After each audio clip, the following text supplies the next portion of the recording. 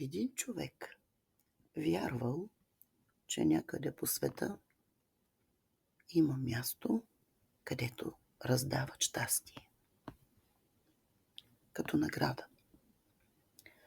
Тръгнал той да го търси, събирал похвали, постигал успехи, доказвал се и всеки път, когато получавал нещо, усещал топлина.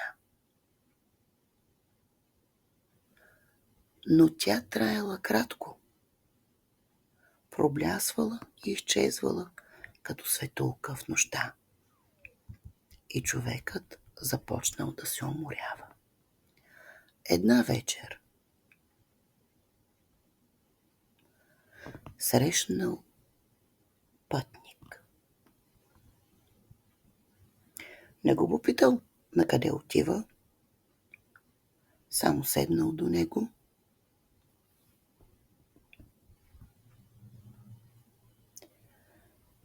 след дълго мълчание той прошепнал: правя всичко както трябва, а не се чувствам щастлив.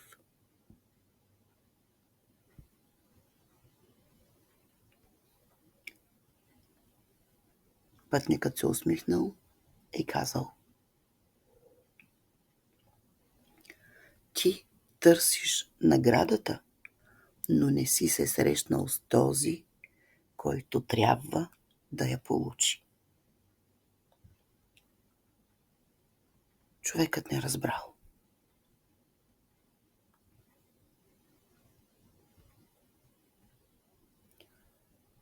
Но нещо от думите останало в него.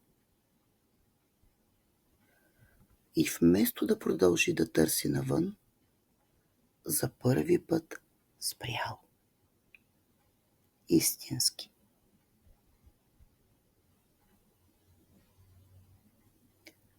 И започнал да чува гласа, който винаги бърза, гласа, който се съмнява, и един много тих глас, който просто иска да бъде приет. Тогава разбрал, че цялото му търсене е било вик да бъде видян от самия него.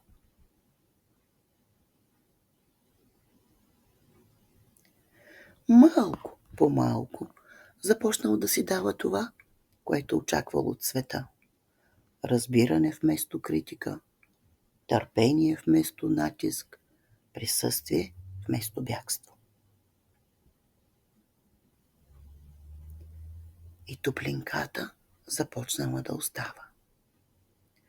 Не като изблик и не като порив, а като огън, който не угасва лесно. След време отново срещнал пътника.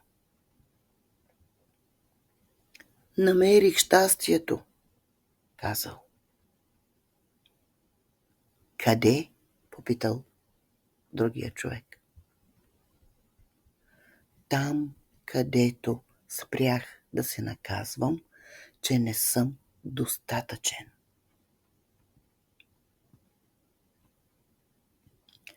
И от тогава, когато срещал други уморени хора, не им казвал какво да правят. Само сядал до тях, понякога мълчал, понякога се заслушвал в думите им, но винаги им оставял едно тихо усещане, че не са сами и че пътят към щастието не е напред, а навътре, в тях самите.